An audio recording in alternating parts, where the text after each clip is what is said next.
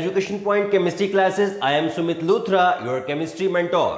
तो बेटा आज हम शुरू करने जा रहे हैं ऑर्गेनिक केमिस्ट्री। ऑर्गेनिक केमिस्ट्री का नाम सुनते ही बच्चों के दिमाग में पता नहीं क्या आ जाता है कि वो डर जाते हैं कि ऑर्गेनिक केमिस्ट्री बड़ी मुश्किल होगी। लेकिन बेटा organic chemistry is very simple chemistry और आज मैं इस बात को साबित करके रहूंगा।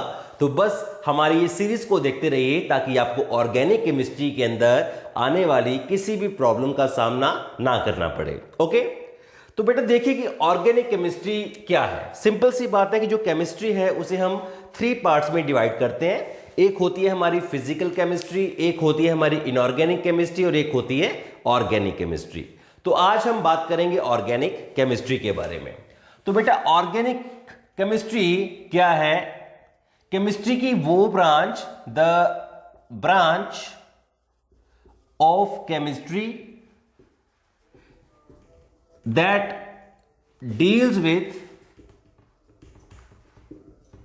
organic compounds. Organic compounds। तो बच्चे केमिस्ट्री की वो ब्रांच जो ऑर्गेनिक कंपाउंड्स के साथ डील करती है उसे हम कहते हैं ऑर्गेनिक केमिस्ट्री। ओके, केमिस्ट्री की वो ब्रांच जो ऑर्गेनिक कंपाउंड के साथ डील करती है दैट इज ऑर्गेनिक केमिस्ट्री। अब सवाल ये पैदा होता है कि ऑर्गेनिक कंपाउंड्स क्या होते हैं। ठीक है, अब सवाल ये पैदा होता है कि व्हाट आर ऑर्गेनिक कंपाउंड्स। तो बेटा ऑर्गेनिक कंपाउंड्स वो कंपाउंड्स होते हैं जिनका सोर्स क्या हो? Living beings. इस तरह के कंपाउंड्स जो हमें लिविंग बीइंग्स से मिलते हैं, जीवित प्राणियों से मिलते हैं, उन्हें हम कहते हैं ऑर्गेनिक कंपाउंड्स। ठीक है, ऑर्गेनिक कंपाउंड्स वो कंपाउंड्स होते हैं जिनका सोर्स लिविंग बीइंग्स होता है। मतलब लिविंग बीइंग्स का मतलब plants and animals. Plants and animals. Okay, this was the classical definition of organic compounds. तो ऑर्गेनिक कंपाउंड्स वो होते हैं जिनका सोर्स लिविंग बीइंग्स होता है, मतलब प्लांट्स एंड एनिमल्स। करेक्ट। अब बात क्या हो रही है कि लिविंग बीइंग से मिलने वाले कौन कौन से कंपाउंड होते हैं जिन्हें हम ऑर्गेनिक कंपाउंड बोलते हैं। तो बेटा सिंपल सी बात है कि जो कंपाउंड हमें सिर्फ लिविंग बीइंग से मिलते हैं, जैसे carbohydrates, proteins, okay, amino acids, इसके अलावा urea, all these are organic compound, alcohols, carboxylic acids। Okay, तो ये सभी जो चीजें हैं ये हमें मिलती हैं बेटा लिविंग बीइंग से। जैसे कि कार्बोहाइड्रेट है, कार्बोहाइड्रेट किस में पाया जाता है? पोटैटोज में, स्वीट पोटैटोज में, ठीक है, राइस में। तो ये सारा कुछ क्या है? प्लांट्स हैं बेटा। प्रोटीन्स किस में पाया जाता है? प्लांट्स में या एनिमल्स में। Amino acids are the monomers of proteins. इसके अलावा urea is present in the urine of animals. Alcohols and carboxylic acids, जैसे कार्बोक्सिलिक एसिड है, अल्कोहल भी लिविंग बीइंग्स के अंदर ही पाया जाता है। और कार्बोक्सिलिक एसिड जैसे कि acetic acid, formic acid, these are present in bee sting और रेड एंट्स। ओके, तो हम ये कह सकते हैं कि ये सारी चीजें हमें या तो प्लांट से मिलती हैं या फिर ये हमें एनिमल से मिलती हैं। तो इस वजह से हम ये कह सकते हैं कि ये सारे के सारे क्या हैं? ऑर्गेनिक कंपाउंड्स होते हैं। अब ऑर्गेनिक कंपाउंड्स के बारे में एक साइंटिस्ट था, उसने एक बहुत ज्यादा आप कह सकते हो कि एक थ्योरी थी इंपॉर्टेंट, और उस थ्योरी का नाम क्या था? That was vital force theory. Vital force theory. अब ये जो वाइटल फोर्स थ्योरी थी ये क्या कहती थी? देखो बेटा, एक साइंटिस्ट था जिसका नाम था बर्जीलियस। ओके, तो बर्जीलियस एक अंग्रेज की औलाद था, और उस साइंटिस्ट ने हमें यह बताया, कहता है कि जो ऑर्गेनिक कंपाउंड्स हैं उनको बनाने के लिए एक स्पेशल मिस्टीरियस फोर्स होती है, उन्हीं फोर्स के अंडर ये कंपाउंड्स बनते हैं, और वो फोर्स सिर्फ जीवित प्राणियों में होती है। ठीक है, इस तरह के कंपाउंड्स जो कि ऑर्गेनिक होते हैं उनको बनाने के लिए एक स्पेशल काइंड ऑफ फोर्स की आवश्यकता होती है, और वो फोर्स सिर्फ और सिर्फ जीवित प्राणियों के अंदर पाई जाती है। अब उस फोर्स को उसने नाम दिया वाइटल फोर्स। अब देखो बेटा, अगर कोई जीवित प्राणी है, जीवित प्राणी का मतलब कि प्लांट्स या एनिमल जिसके अंदर जान है, अभी वो मरा हुआ नहीं है, डेड प्लांट नहीं है, वो डेड एनिमल नहीं है, तो अगर वो लिविंग है तो उसके अंदर एक ताकत होगी, फोर्स होगी, और उस फोर्स को कहा जाता है वाइटल फोर्स। और उसी फोर्स के अंडर जब तक वो फोर्स होगी तब तक ही ऑर्गेनिक कंपाउंड सिंथेसाइज होते रहेंगे। ऑर्गेनिक कंपाउंड्स को लेबोरेटरी के अंदर प्रिपेयर नहीं किया जा सकता है, और उनको बनाया जा सकता है सिर्फ वाइटल फोर्स के अंडर ही। ओके, सो इस थ्योरी के अनुसार organic compounds can be synthesized under the influence of a mysterious force called vital force. Okay, तो इसे वाइटल फोर्स के अंदर ही बनाया जा सकता है, और and these compounds cannot be prepared in laboratory. Okay, और इनको लेबोरेटरी में प्रिपेयर नहीं किया जा सकता। तो ऑर्गेनिक कंपाउंड्स को लेबोरेटरी के अंदर तो प्रिपेयर नहीं किया जा सकता, लेकिन उनको बनाया जा सकता है लिविंग ऑर्गेनिज्म के अंदर with the force which is called vital force. और हुआ यूं कि एक साइंटिस्ट और आया बेटा जिसका नाम था वोहलर। एक और साइंटिस्ट आया जिसका नाम था वोहलर। वोहलर ने क्या किया, वो अमोनियम साइनेट एक बेटा इनऑर्गेनिक कंपाउंड होता है, और उसने क्या किया कि इनऑर्गेनिक कंपाउंड को हीट करके उसका बॉइलिंग पॉइंट चेक करना चाह रहा था, लेकिन एक्सीडेंटली उसने उसको कर दिया ओवरहीट। उसने उसको ओवरहीट कर दिया, और ओवरहीट होने के बाद वो कन्वर्ट हो गया यूरिया में। अब ये यूरिया क्या है, urea is the organic compound. Okay, अब ये यूरिया क्या है, urea is the organic compound, और ये किस में कन्वर्ट हो गया बेटा, ये कन्वर्ट हो गया यूरिया में। तो यूरिया एक ऑर्गेनिक कंपाउंड है, इट इज ऑर्गेनिक कंपाउंड, और अमोनियम साइनेट एक इनऑर्गेनिक कंपाउंड है, और ये बना कहां पर, लेबोरेटरी में बना। तो जब ये लेबोरेटरी में बना तो इट मींस कि जो ऑर्गेनिक कंपाउंड्स होते हैं उनको हम लेबोरेटरी में भी प्रिपेयर कर सकते हैं without any kind of force called vital force. Okay, तो ये जब अमोनियम साइनेट से जब ये यूरिया बना तो इस जो फोर्स की थ्योरी थी, वाइटल फोर्स थ्योरी, इसका अंत हो गया। ठीक है, ये थ्योरी जो है वो वैनिश हो गई। लेकिन एक कंपाउंड से कोई चीज बेटा वैनिश नहीं होती है। उसके बाद कोब नाम का साइंटिस्ट आया, और कोब ने क्या किया, एसिटिक एसिड बना के दिखाया, एसिटिक एसिड बना के दिखाया। इसी तरह से उसके बाद हमारे पास आ गया बेटा बर्थेलट, और इसने मार्श गैस बनाना ली, मार्श गैस जिसको हम आजकल मीथेन बोलते हैं। ठीक है, CH4। तो इस तरह से नंबर ऑफ ऑर्गेनिक कंपाउंड्स बनने शुरू हो गए लेबोरेटरी के अंदर without any help of vital force. तो इसका मतलब यह हुआ कि ऑर्गेनिक कंपाउंड्स जो हैं उनको लेबोरेटरी के अंदर भी सिंथेसाइज किया जा सकता है, उन्हें लेबोरेटरी के अंदर भी बनाया जा सकता है। तो जो ऑर्गेनिक कंपाउंड्स की डेफिनेशन थी कि ऑर्गेनिक कंपाउंड्स वो कंपाउंड्स होते हैं जिनका सोर्स लिविंग बीइंग हो, वो बेटा बिल्कुल चेंज करना पड़ा हमें। अब ऑर्गेनिक कंपाउंड की एक नई डेफिनेशन आ गई, पुरानी डेफिनेशन को अब हम भूल जाएंगे और एक नई डेफिनेशन जो है वो हमारे पास आ जाएगी। बेटा न्यू डेफिनेशन के अनुसार ऑर्गेनिक कंपाउंड्स क्या होते हैं। जब सभी ने ऑर्गेनिक कंपाउंड्स को देखा और ये पाया कि हर ऑर्गेनिक कंपाउंड के अंदर कार्बन इज प्रेजेंट, ठीक है, without carbon there is no organic compound available, तो न्यू डेफिनेशन क्या बनती है, न्यू डेफिनेशन के अनुसार, जिसे हम मॉडर्न डेफिनेशन भी बोलते हैं, तो ये क्या कहता है कि organic compounds are the compounds containing carbon, hydrogen and their derivatives.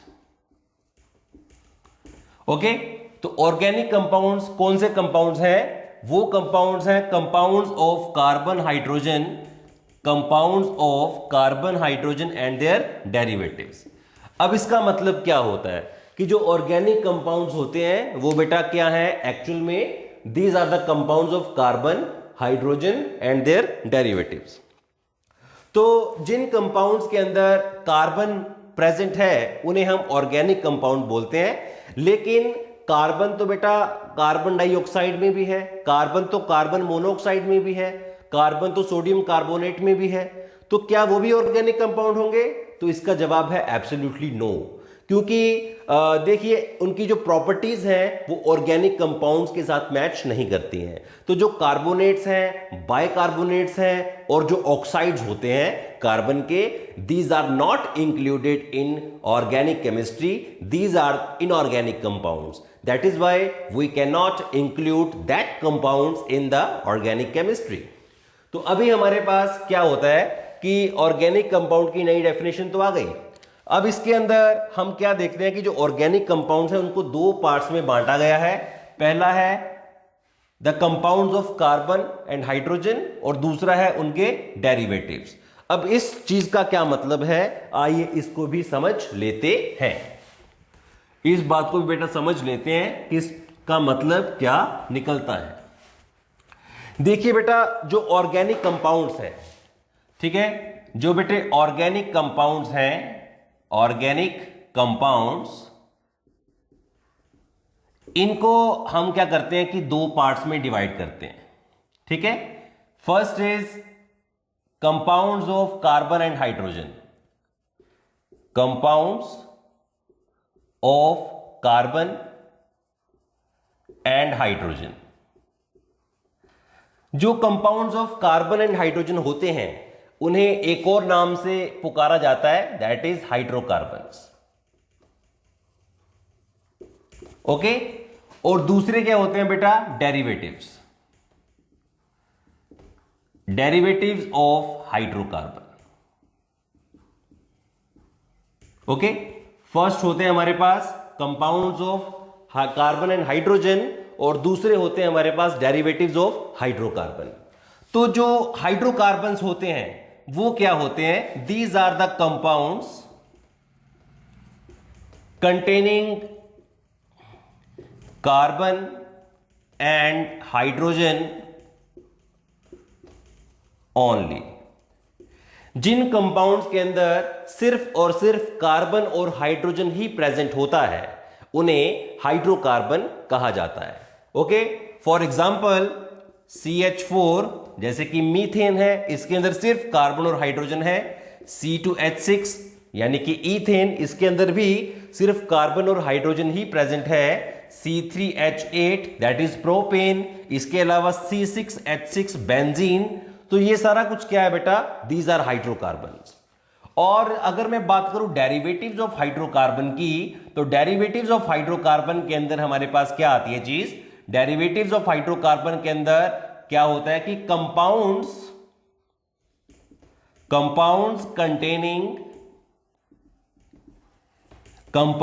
Containing या आप कह सकते हो कि compounds which are derived from hydrocarbons. जो कंपाउंड हाइड्रोकार्बन से डिराइव किए जाते हैं and containing hetero atom along with carbon and hydrogen. ठीक है, तो इस तरह के कंपाउंड्स जिनके अंदर जो हाइड्रोकार्बन से ही डिराइव किए जाते हैं और हाइड्रोकार्बन के अलावा उनके अंदर कोई ना कोई हेटेरो एटम भी प्रेजेंट हो। अब ये हेटेरो एटम क्या है? Hetero atom like oxygen, nitrogen, halogen, phosphorus. Okay, तो ये जो एटम है सल्फर लाइक, ठीक है, इस तरह के एटम्स अगर प्रेजेंट होते हैं हाइड्रोकार्बन के अंदर तो हम उनको क्या बोलते हैं बेटा, डेरिवेटिव्स ऑफ हाइड्रोकार्बन बोलते हैं। ओके, तो हमारे पास ऑर्गेनिक कंपाउंड्स को दो पार्ट्स में हमने बांट दिया। First is hydrocarbons and second is derivatives of hydrocarbon. अब ये जो हाइड्रोकार्बन्स हैं ये बेटा आगे चल के फिर दो तरह के हो जाते हैं। अब हम हाइड्रोकार्बन्स को देखते हैं कि हाइड्रोकार्बन्स क्या चीज है और डेरिवेटिव ऑफ हाइड्रोकार्बन क्या चीज होती है। ओके, तो देखो बेटा, सबसे पहले अगर मैं बात करूं हाइड्रोकार्बन्स की, ओके, हाइड्रोकार्बन्स, ठीक है, और दूसरा क्या है, derivatives, derivatives of hydrocarbon. Okay, तो जो हाइड्रोकार्बन्स होते हैं ये बेटा दो प्रकार के होते हैं। Hydrocarbons are of two types. First is saturated hydrocarbons and second is unsaturated hydrocarbons.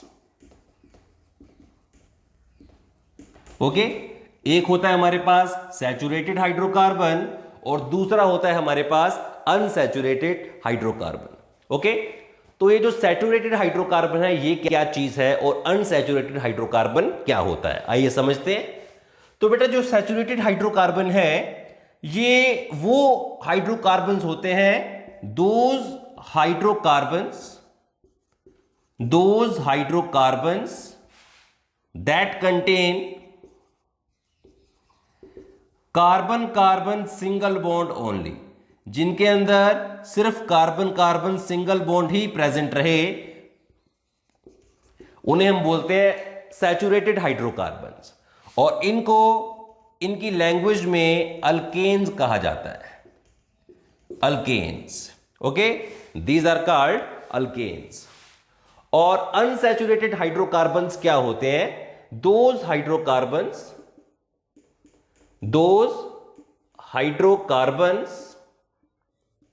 that contain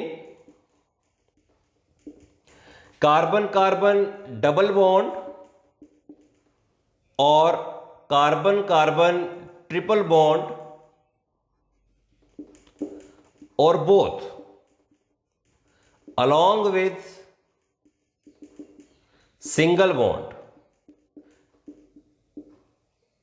okay, इस तरह के हाइड्रोकार्बन जिनके अंदर carbon carbon single bond, carbon carbon double bond भी प्रेजेंट हो अलोंग विथ सिंगल बॉन्ड, उन्हें हम बोलते हैं अनसैचुरेटेड हाइड्रोकार्बन्स। ओके, जरूरी नहीं है कि कार्बन कार्बन सिंगल बॉन्ड उसके अंदर प्रेजेंट होगा, अकेले ट्रिपल और डबल बॉन्ड है तब भी वो अनसैचुरेटेड ही माने जाएंगे। ओके, तो जिन कंपाउंड्स के अंदर carbon carbon double bond present रहता है उन्हें हम बोलते हैं अल्कीन्स,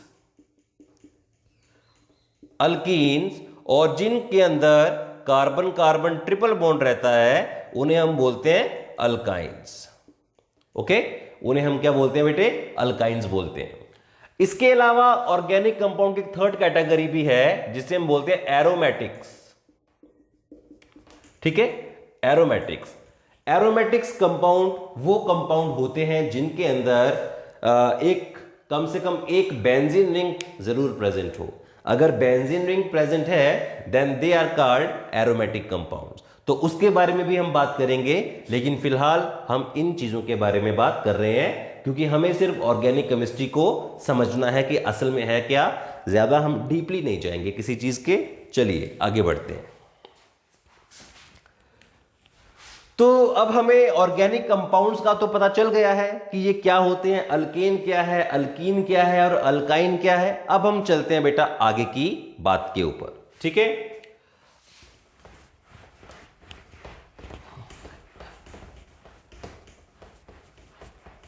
अब हम चलते हैं आगे की बात के ऊपर, और वो चीज क्या कहती है हमें। देखिए बेटा, जैसे हमारे पास है, हमने ऑर्गेनिक कंपाउंड को बांट दिया चार हिस्सों में। ठीक है, हमने ऑर्गेनिक कंपाउंड्स को बांट दिया चार हिस्सों में। ऑर्गेनिक केमिस्ट्री की जगह मैं यहां पर लिख रहा हूं ऑर्गेनिक कंपाउंड्स। ओके, तो जो ऑर्गेनिक कंपाउंड्स होते हैं ये बेटा दो प्रकार के होते हैं। एक होते हैं एलिफैटिक एक होते हैं एरोमेटिक। ओके, एलिफेटिक और एरोमेटिक का क्या मतलब है?